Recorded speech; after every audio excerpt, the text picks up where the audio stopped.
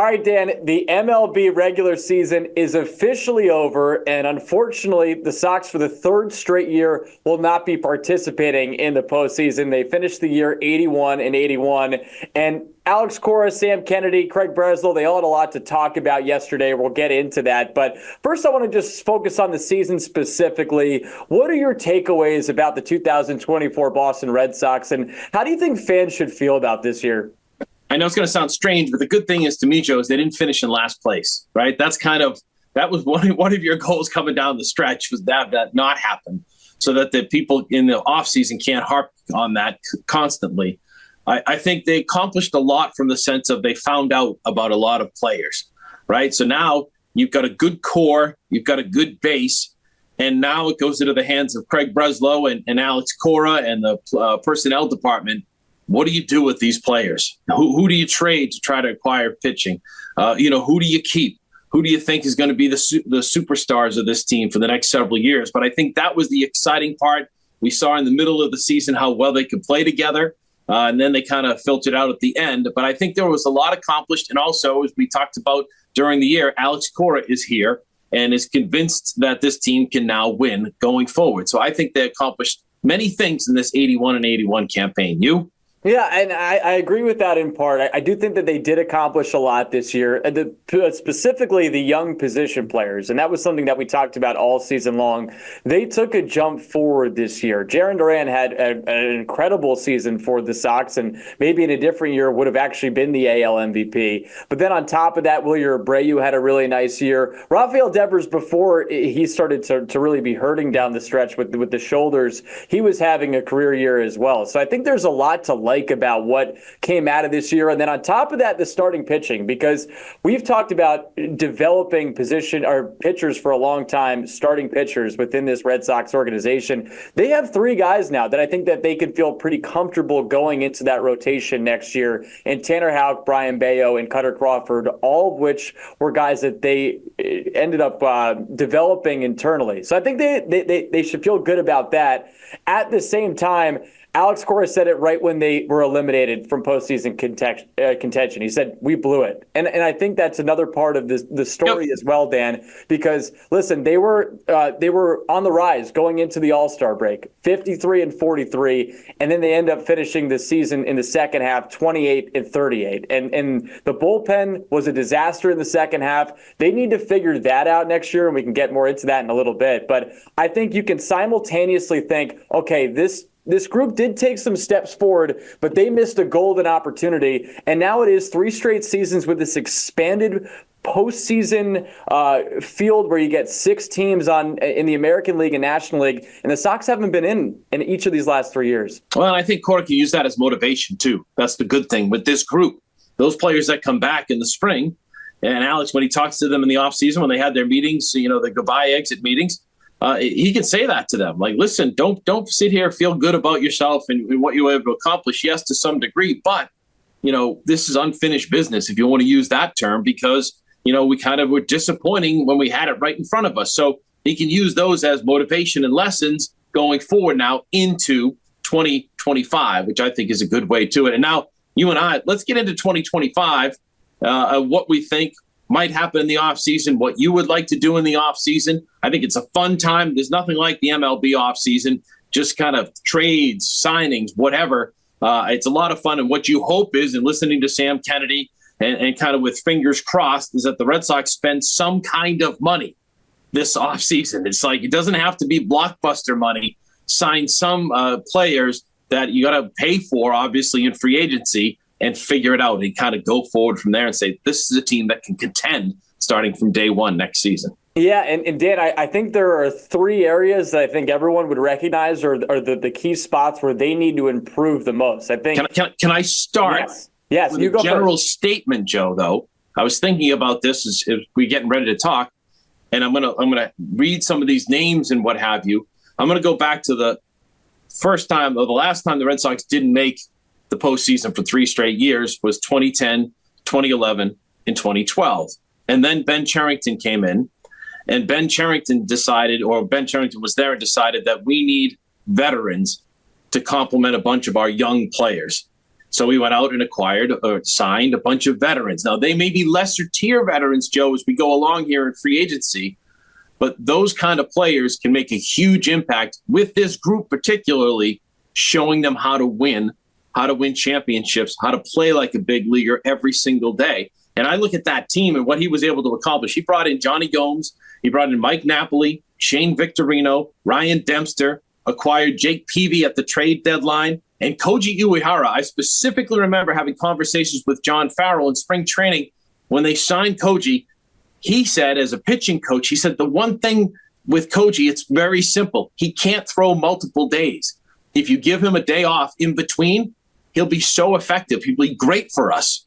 And that proved true. Now, listen to the numbers that he put up in that year coming from Texas with the Red Sox. 4-1 with a 1.09 ERA, 21 saves, 73 games, Joe, 74.1 innings. So he didn't throw multiple innings, 33 hits in those 74 innings, 9 walks, and 101 strikeouts. And he continued that in the postseason, was the MVP of the ALCS, had 7 saves, 4-1 with a 1.09 ERA. And he just continued, that was his regular season, but in the postseason, 7 saves, 7 hits allowed, and 0 walks, 16 strikeouts. So he was the guy. So those are the guys that I want Craig Breslow, the pitching guru that we know of, to try to find those kind of guys to go along with acquiring and signing some players with what you have. So I'm thinking 2013, this is like that offseason for me going in, and then the Red Sox have a chance to contend.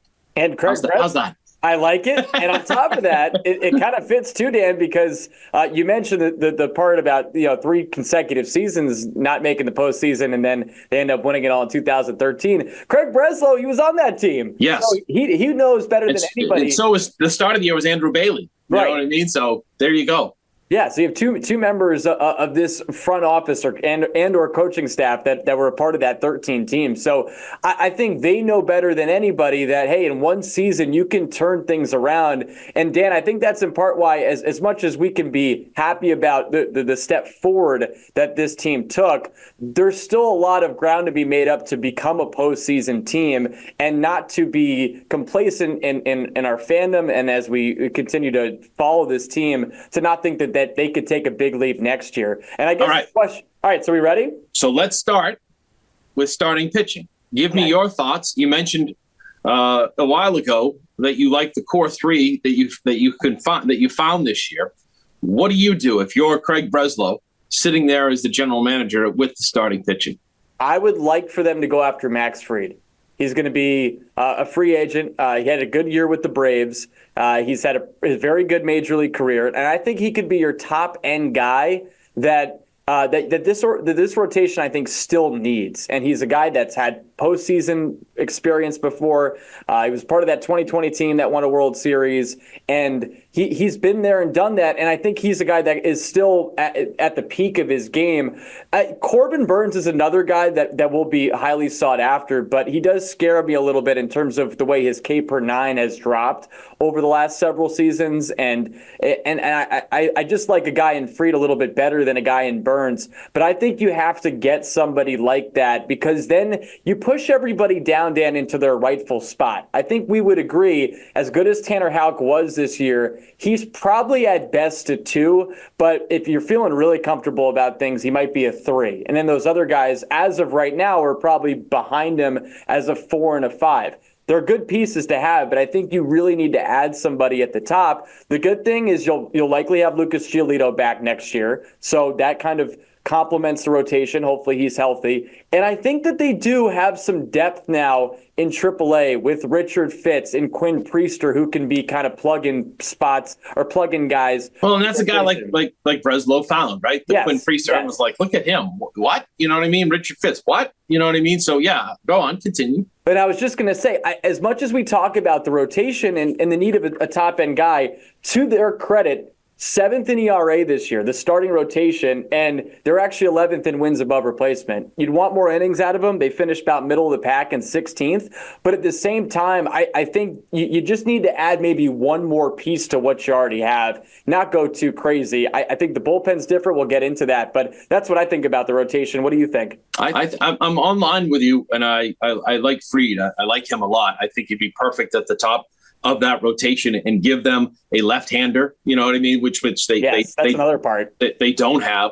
But Burns will probably be too expensive. I like maybe a second-tier guy in a Jack Flaherty, like a grinder, a warrior who knows this area. It was special for him to come play at Fenway Park. Even a Shane Bieber, maybe something with him. But I'd take 2 starting pitchers. 1, break the bank on, and then 2, try to find someone else to go along with what you have. It reminds me also of when you had Lester and Lackey showcasing that 2013 top of the rotation, and then later on they added Peavy. So that veteran could be at the trade deadline too. You know what I mean? So keep that in mind as you try to build this roster. And then I would also try to go out and acquire somebody using what the Red Sox have in this development system, which is really, it's in good shape and has a surplus and some outfielders and what have you, and go try to find a guy like one of the guys from Seattle. A Logan Gilbert comes to mind. Who was the guy? George Kirby would be another one, someone like that. So even Garrett Crochet, I think fans look at him a little differently now, but maybe him too. So I would go 1-1, and I would just build that depth, and then almost look at it like Lucas Giolito is a bonus, right? So you just try to get ready for 2025 and take your time and everything else, and then bring him along in that rotation to go along with your Bayos, your Crawfords, your Houks, and then you kind of have a really solid rotation going forward. Dan, the question I have for you, because you bring up the part about it, and this might be how the Red Sox go about getting a top-end guy, is trading one of those highly touted prospects. Are you okay with giving up any of those guys, the Roman Anthonys, the Christian Campbells, the Kyle Teals, Marcelo Myers of the world, to get somebody like Logan Gilbert, or are any of those guys untouchable for you? Well, I kind of think you have to look at it, right, Joe? You know this, from calling Blue Sox games and being down there as well, is you have to kind of, this is the key, right? This is going to be your entire player development system. Who do you guys think we can give up? And it has to be from there. So now I think on the surface, right, the easy thing to say is Marcelo Meyer, right? Because of just he's like Chris Sale. He seems to get troubled with injuries at such a young age. I hate to see that, but it's awfully tough for me to give up on him with how much potential and what they saw in him and what they love about him.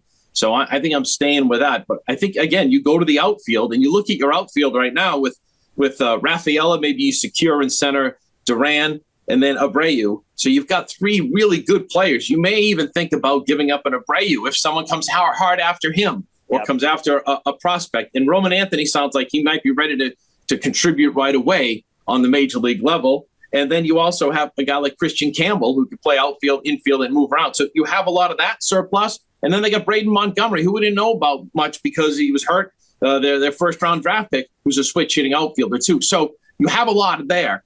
Figure that out. And figure out who is tradable and use those guys as pieces to get that starting pitcher that I think could be huge for you going forward. Yeah, and that's going to be a big part of the offseason and what the Red Sox try to do in terms of making their team better is now they bolster that rotation. Bullpen, give me a quick. I'm not going to spend a lot of time with the bullpen because I think it's finding guys. Yeah, it's veterans, it's innings eaters. It's a crapshoot every year. Some guys will sign 3-year, $45 million deals right out of the chute and then be terrible. Yeah, it just seems like it's hard to find bullpen. So we'll give that a rest. Just give me your thought on what they need to do, how many arms they need to bring in, what you'd like to see, and when they get together in spring training. I'd like for them to go after Tanner Scott. I think he could be a guy that could help bolster that back end of the bullpen. He can get it done now in the back end. And I think Kenley's gone. I mean, especially with what happened at the end of the season with him. He already is gone. Yes, right. He left a little early. Yes. Bye-bye. Yeah. And I thought he did a good job in Boston, but obviously with the way it ended, he's not coming back. I do think it might make sense to bring Chris Martin back on a 1-year deal if he's up to come back. I still think he brings a lot to the table, and that can help. And I'm encouraged about the young guys that they have. I thought Luis Guerrero looked really good in his short time up here in September. But more importantly, Justin Slayton is going to continue to be a big part of what they do next year. And I like the idea of him maybe as your 7th seventh or maybe as your eighth inning guy for this upcoming year, and you kind of groom him for the long term to maybe be your closer. But I think Tanner Scott is the guy that you want to go after if you're the Sox. Again, a guy that really proved it this year, how good he was, and a kind of a known commodity. So I like that, but I do think they have a lot to figure out there, Dan. And you have your lefty, you have Dracula, right? And Brendan Bernardino, who just won't die. He keeps coming up and down, up and down, up and down, right? So, yes. So they can figure that out, too, with Breslow and Bailey, right? So you go from there. How about your everyday? Let's do the everyday lineup, Joe, from this team. So let's just go through the positions, and you tell me what are some of your thoughts at each position. Let's start with first base because Tristan Casas had a strange year, with the injury and what have you. So what do you do at first base? Is he your guy? Is he the franchise guy that you think going forward is going to be your star first baseman? I still haven't given up hope. Now, the only thing that makes it interesting, Dan, is that Pete Alonso is now going to be on the free agent market. And we know about this team's need for right-handed power and kind of balance in the lineup as well. So do you use, you talked about the prospects of maybe getting a guy like Logan Gilbert. Do you maybe use somebody like Tristan Casas to go and get that top-end guy? I don't like it because I think the upside for Casas is top 5 first baseman in Major League Baseball if he can stay healthy. Because I was still so encouraged what we saw at the end of the second half of his rookie year. This year, as you mentioned, was very weird. And I think that he and the organization need to kind of get more eye to eye because it seems like there was miscommunication at times. And what he said about his rib injury as he was rehabbing in the minors was very weird. And I think that they kind of need to get on the same wavelength. But I think he sticks at first. What do you think? I think you keep him at first. But I also think you bring in, this is where I go back to the 2013 team and what they did. Signing a guy like Mike Napoli was huge for them in the clubhouse and also on the field for what he brought. Maybe you trickle down and find guys. I don't think you break the bank on Alonso and things like that. And, it depends on how the market plays out, Joe, right? Like a guy like Paul Goldschmidt, you know what I mean? Whose his numbers have gone down and they were down dramatically this year. But he's gotten older too. Yeah, but he faces left-handers, right? And you bring in Casas, and Casas and Goldschmidt as a left-handed maybe platoon, but you're going to see more right-handers if you're Casas, so he gets the majority of the at-bats. A guy like that, you know what I mean? Just some guys that I thought of, Christian Walker, something like that. Just guys that know how to win, clutch, would love Fenway, those kind of guys, maybe to go along with the Tristan Casas too.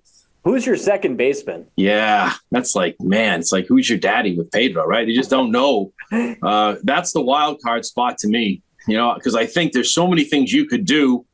And I know for me, it's tempting to move Trevor Story there to keep him healthy and say, just do what you do. But he's so good at shortstop, right? Because then, you can move Rafael in if you want to, and you can put, Meyer. We talked about Meyer, the possibility of if he comes out healthy and starts swinging the bat in April and May and in Worcester, then that's a possibility. So it's like, second base is just Grissom's kind of showed a little bit, like he was why you acquired him for sale at the end of the year. So maybe there's a thought too. I don't know. Like, again, you maybe try to find a veteran to go along with Grissom or something like that too. So that's a good one. What are your thoughts on that position? I think without it, I would be shocked, Dan, if this organization did not allow Vaughn Grissom to at least start the year next year at second base. You gave away Chris Sale. We've seen the year that he's had with the Braves. So it was a major trade, and obviously it's worked out in a poor way for the Sox in year one. The good news, there's still many years left to come here for Vaughn Grissom. He was still the youngest guy on the roster, even though he had struggled pretty much this entire year with injuries. I think they give him a shot. I think you have to give him the shot. So maybe that's you acquire a veteran as a utility guy, right. Or maybe Christian Campbell perhaps stuns everybody in spring training and is on fire. You bring him up and along for the ride too, right? So I think Grissom, and then maybe we'll see, have a backup plan, right? Does that sound good? I think that sounds good, and I just think they have to let him try. They have to give him a chance. If it doesn't work out, he gets hurt, then you maybe try to move on from it, and you go to somebody like Christian Campbell. But right. I think it's his job to start next year. You have to because of what you gave up to get him. Are we in agreement on Trevor Story's your shortstop, right, from day one? But knock on wood, he stays healthy. I know. Again, we went into this year, Dan, thinking, okay, man, like the upside of what this team could be if he's out there on a full-time basis. Another injury. And what stinks about it, and I know you'd agree with this is not a guy that isn't trying. This isn't a guy that's loafing through the season. He cares. Yeah. Yeah, and I agree. And again, but you got to be prepared. And I think they have options too right there. That's why, again, I wouldn't give up Meyer, because I think he could be that future guy if he can stay healthy. Both of these guys, Story and Meyer, the future and the present in the future. And then you kind of you can mix and match if you have to with Rafael and things like that too. So I'm good at the shortstop position going in. And a lot of people are talking about Rafael Devers moving him to first. I just don't do that, Joe. If you traded Casas, like you said, to get some starting pitching, maybe a thought. But every time I've seen him over these 30 years that I've been covering this Red Sox team, you try to move somebody to their position where they're not comfortable doing it, and they have some issues with it. And then the thought process, the cutoffs, just there's so many things that go into that. I think it's hard because you need Rafael Devers to hit, right? That's kind of your big thing with Devers. So I'm leaving him at third. I don't know how you feel about that, but I don't want to, they tried to do it with Dwight Evans towards the end of his career. Kevin Youkilis was very successful at doing it, so maybe you have to find out about Devers. But those are my initial thoughts on third base. Here's my question to you, Dan, though, about Devers at third base. What I think about with him, I agree with you. You shouldn't play first base because it's not as if first base is easy to play. I always think about that. The money ball. It's Wash. Tell him how easy it is to play, how hard it is to play first base. It's incredibly hard. It is. It's not an easy position to play. I do wonder if they can find a way to get off Masataka Yoshida's contract, which is hard to do. I know it's easy to kind of put out there in the ether to discuss. Right.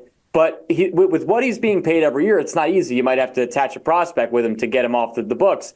But if you can, I think it might be wise to put him at DH for a sizable amount of the year so you can get some defense at third base. So then maybe, do you kind of hope Alex Cora can convince Alex Bregman to come in here and give you some leadership and pop with the right-handed bat that they need? I think it's a long shot, and I don't know if the Red Sox want to spend that kind of money, or if they are going to spend that kind of money. But then you're kind of tempted that way too. So who would be a third baseman if you come in and put Devers as your DH? That's a good question, and that would be one they'd have to figure out. I mean, they have some utility guys. I like what we saw to Nick Sogard, and Romy Gonzalez from the utility spot, but I think. If you really want to bolster that team, you still need a productive, everyday player. And you got to think about defense, too, right? Yes. So that's a big thing as well. And you hope Devers can get healthy enough and play good defense or good enough defense. So that's another thing, too. So that's a good – third base could be a big issue for this team going forward, too. So I like that. Let's go to catching spot. Are we in agreement with Wong that he's good? Wong there. Ready to go, and maybe Kyle Teal. If he's ready. And, and if not, bring in a veteran left-handed hitter maybe. Yes. To go along with that, that has a presence like we saw again with, Napoli didn't catch much in that situation, but those kind of things, maybe bring in a veteran that can help along those ways too. So we'll see there. And I think, Dan, what makes the whole position player part of the offseason interesting is that it might take a trade to really shake things up. Because we talk about the need for a right-handed bat, but we're also talking about all these guys they have internally that could be stars in the future as well. So I do wonder, as you see, we're going position by position. Yep. And right now, things look pretty set, even though we could also agree that there's some improvement. The question I have for you about the outfield, Tyler O'Neill, do you bring him back? I don't. Unless you're going to, like you said, unless you're going to be able to move Yoshida. I don't know. It's a good. I think the outfield's question mark, just because of what they're going to do in the offseason with trades and trying to get guys in here. Because I think in my mind, I think you're in agreement with this too. Duran and Rafaela. Do you sit Rafael, put him in center field, and he's your guy, right? And then Duran, you put him in left field, he's your guy, right? And there you go. You good with that? And so say that one more time. So you say. Duran and Rafaela are set out there. Yes. So they're your guys. They're your franchise guys.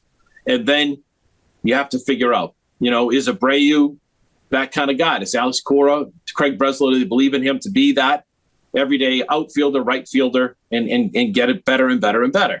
Or do you bring in Roman Anthony and start him from day one? He's your spring, he's your phenom, and everyone says he's ready.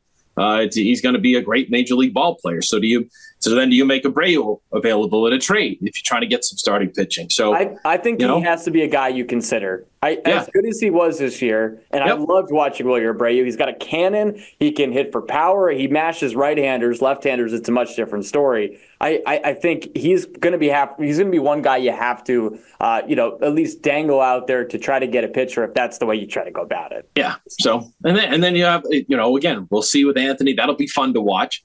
And then a guy like Christian Campbell, we'll see what happens with him in spring training and where he can help play, and he can play multiple positions, be kind of an all-around guy for you. He's got some pop, and everybody loves him. He's minor league player of the year, right? So you've got that too. So I think it's fun. If you're a Red Sox fan, I think you have to feel real good going into the offseason here.